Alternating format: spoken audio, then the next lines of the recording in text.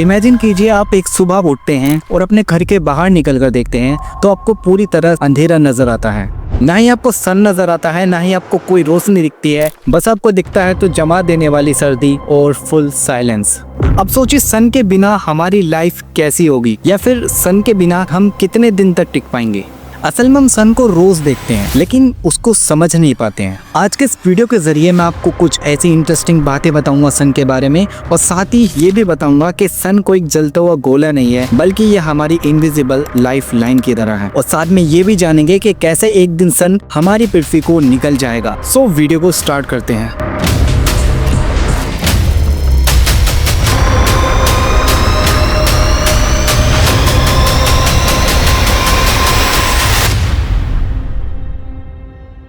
शुरू करते हैं सन की बैक स्टोरी से। देखिए हमारे सन का जन्म आज से करीबन 4.6 बिलियन साल पहले हुआ था, जब पूरा स्पेस सिर्फ धूल के बादलों की तरह था। और इन्हीं धूल के बादलों के बीच ग्रेविटी की वजह से एक जगह एनर्जी इतनी ज्यादा बढ़ जाती है जिसकी वजह से वहाँ पर एक बहुत बड़ा एक्सप्लोजन होता है, और उसी एक्सप्लोजन की वजह से जन्म होता है हमारे सन का। हमारा सन कोई आग का गोला नहीं है, बल्कि एक प्लाज्मा की बॉल की तरह है जिसके अंदर न्यूक्लियर फ्यूजन नाम की रिएक्शन होती है। न्यूक्लियर फ्यूजन रिएक्शन में दो हाइड्रोजन एटम्स आपस में मिलकर एक हीलियम का निर्माण करते हैं, और इसी बीच एनर्जी भी निकलती है, और यही एनर्जी हमारी अर्थ पर भी आती है। और दोस्तों ये एनर्जी इतनी ज्यादा होती है कि सन के द्वारा बनाई गई 1 सेकंड में एनर्जी अगर हमें मिल जाए तो हमारी अर्थ की एनर्जी की रिक्वायरमेंट हजारों साल के लिए पूरी हो जाएगी। अब हम जानते हैं कि हम सन के बिना सरवाइव कर सकते हैं, या फिर सन अगर गायब हो जाए तो इसका हमारी लाइफ पर क्या इम्पैक्ट होगा। वेल सन का गायब होना तो इम्पॉसिबल है, लेकिन अगर ऐसा होता है तो हमारे सन के गायब होने के पूरे 8 मिनट 20 सेकंड बाद हमें पता लगेगा कि सन गायब हो चुका है, क्योंकि अर्थ और सन के बीच के डिस्टेंस है 150 मिलियन किलोमीटर, जो कि 1 करोड़ 50 लाख किलोमीटर के बराबर है। और इसी डिस्टेंस को कवर करने में लाइट को 8 मिनट 20 सेकंड लगते हैं, और इसी डिस्टेंस को हम एक एस्ट्रोनॉमिकल यूनिट के नाम से भी जानते हैं। अब सन के गायब होने के 24 घंटे के अंदर ही टेम्परेचर बहुत ज्यादा तेजी से गिरेगा, वो -150 डिग्री सेल्सियस से भी नीचे चला जाएगा।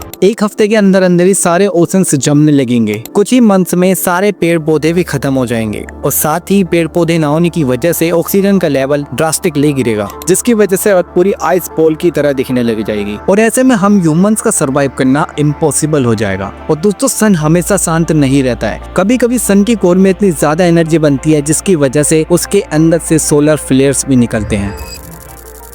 सन 2012 में सन की तरफ से ऐसा ही एक सोलर फ्लेयर निकला था अर्थ की डायरेक्शन की ओर, और दोस्तों खुशी की बात यह है कि अर्थ से वो टकरा नहीं पाया। माना जाता है कि अगर ये हमारी अर्थ से टकरा जाता तो सारे सैटेलाइट, इंटरनेट और इलेक्ट्रिकल चीजें सभी पूरी तरह से बेकार हो जाती। और यही चीज हमें सन का डुअल नेचर भी दिखाती है, कैसे सन हमारी अर्थ को एक झटके में दबा भी कर सकता है। और दोस्तों सन के ना होने की वजह से हमारी बॉडी पर भी काफी ज्यादा बायोलॉजिकल इफेक्ट पड़ेगा। सनलाइट ना होने की वजह से विटामिन डी नहीं बनेगा, जिसकी वजह से रिकेट्स और ऑस्टियोपोरोसिस जैसी बीमारियां भी होने लगेंगी। और साथ ही धूप लेने से हमारे ब्रेन सेरोटोनिन को रिलीज करता है, जिसकी वजह से हमें थोड़ा हैप्पीनेस फील होती है। सन के ना होने की वजह से सेरोटोनिन रिलीज नहीं होगा, जिसकी वजह से लोग उदास भी रहने लगेंगे। यानी कि सन हमारी मेंटल हेल्थ को भी कंट्रोल कर सकता है। अगर सन के स्ट्रक्चर की बात करें तो उसके सबसे बाहर की तरफ आता है कोरोना, जिसे हम सूर्य ग्रहण के वक्त भी देख सकते हैं। ये सन के सबसे बाहरी और चमकीली परत है। अगर इसके टेम्परेचर की बात की जाए तो इसका टेम्परेचर 2 मिलियन डिग्री सेल्सियस तक भी जाता है।